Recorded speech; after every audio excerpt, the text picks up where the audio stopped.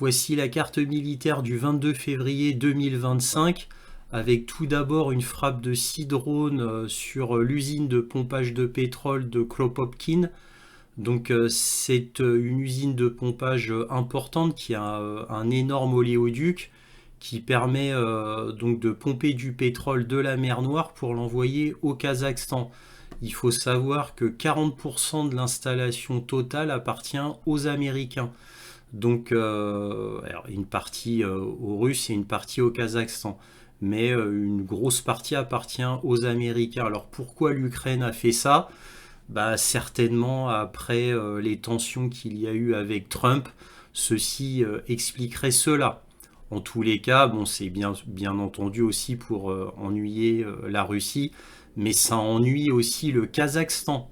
Donc en gros, là, l'Ukraine commence à ennuyer tout le monde.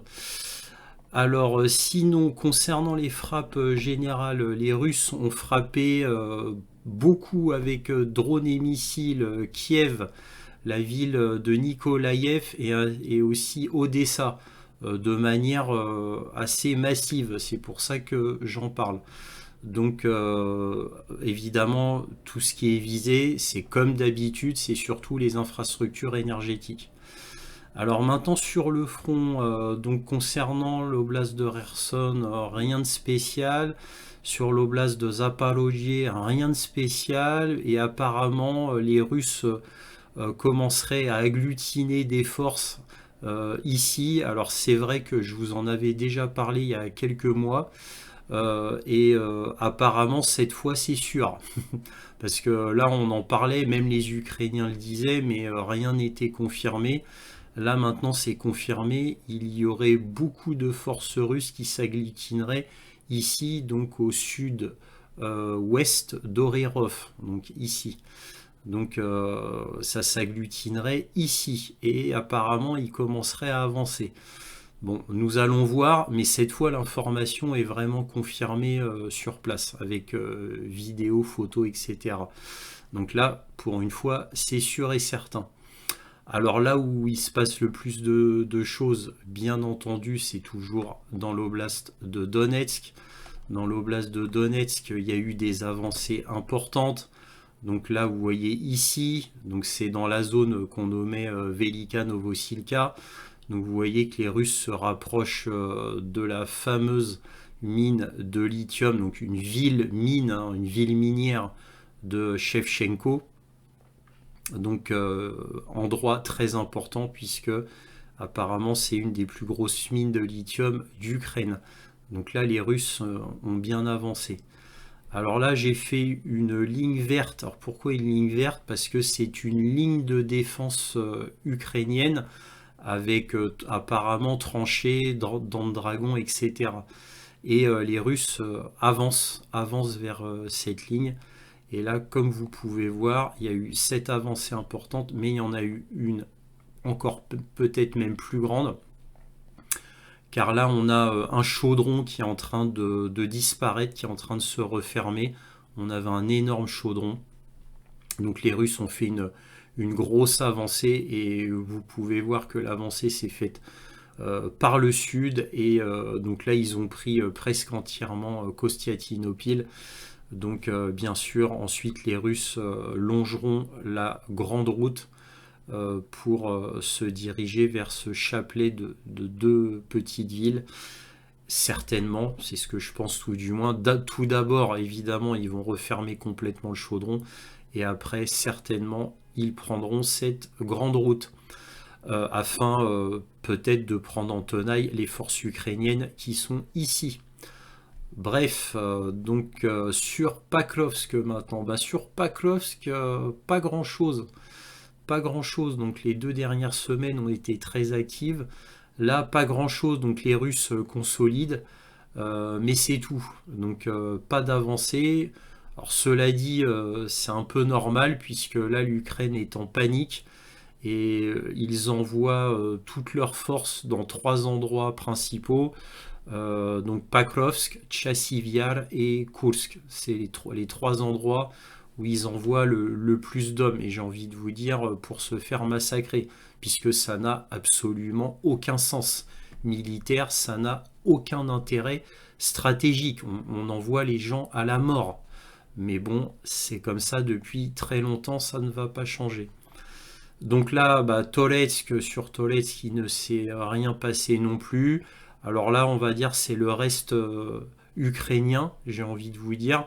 Les Russes ont dépouillé maintenant qu'ils ont pris entièrement Toretsk, ils ont un peu dépouillé Toretsk pour aller aider Tchassivial, qui est le deuxième endroit le plus important du front après Paklovsk. N'oublions pas que Tchassivial, c'est le plus grand verrou stratégique du front qui permet ensuite d'aller sur Kramatorsk et Slaviansk.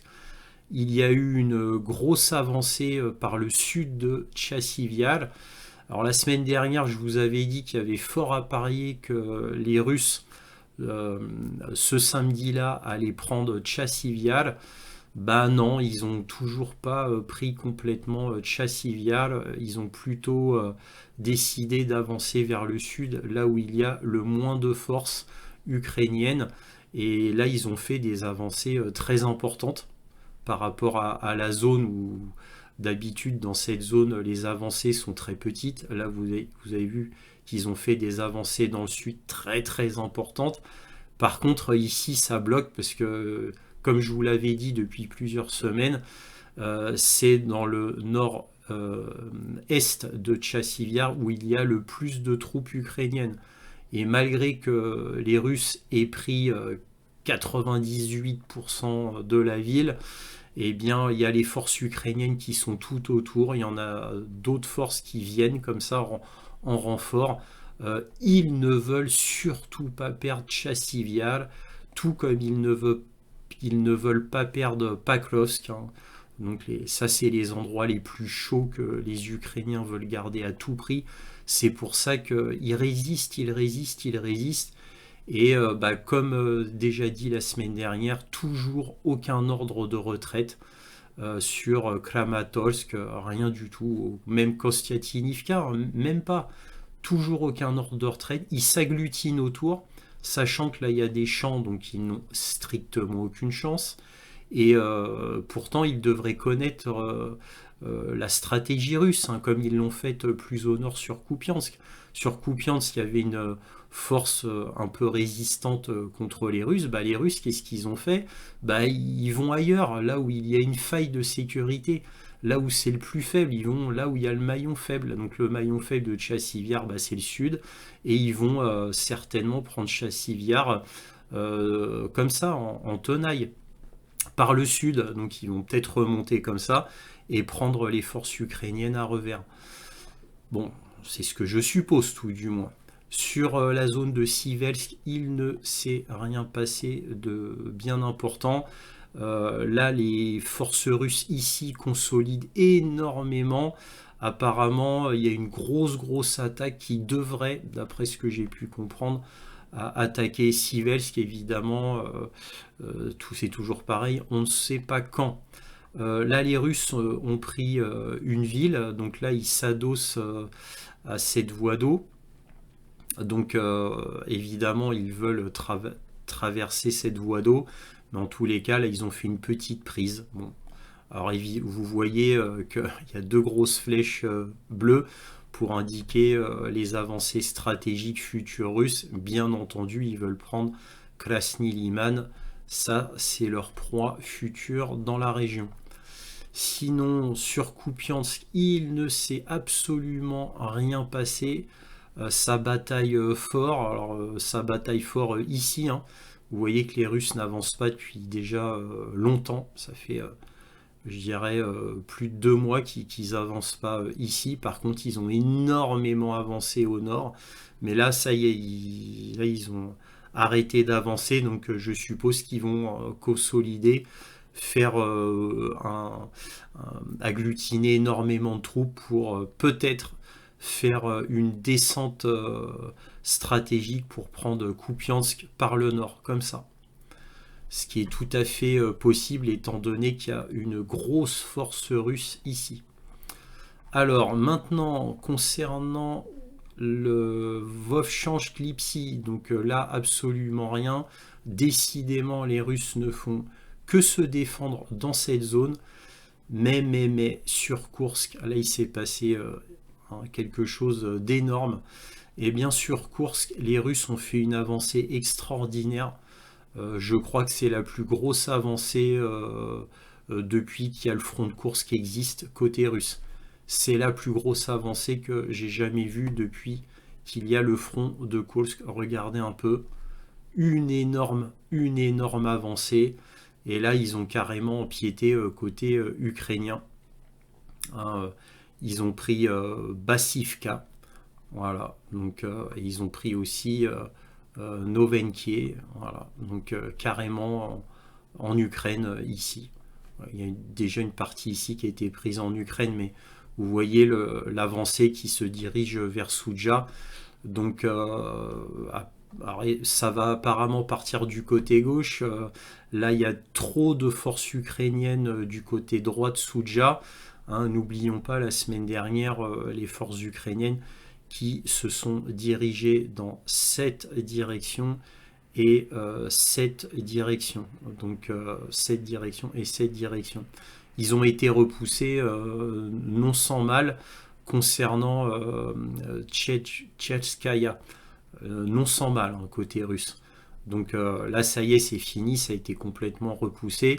Mais apparemment, les Russes ne prendront pas Souja par le côté droit, mais ils vont prendre par le côté gauche, puisque c'est ici qu'il y a la plupart des forces ukrainiennes. Alors maintenant, nous verrons bien, évidemment. Mais en tous les cas, énorme avancée russe sur Koursk. Koursk est vraiment en voie d'être prise complètement par les Russes. Et voilà ce qu'on pouvait dire concernant la carte militaire du 22 février. Si cette vidéo vous a plu, un petit pouce, un abonnement, éventuellement un petit don, lien dans la description. N'oubliez pas de partager cette vidéo afin que cette chaîne soit mieux connue. Merci à tous pour tout cela et toujours, soyez curieux.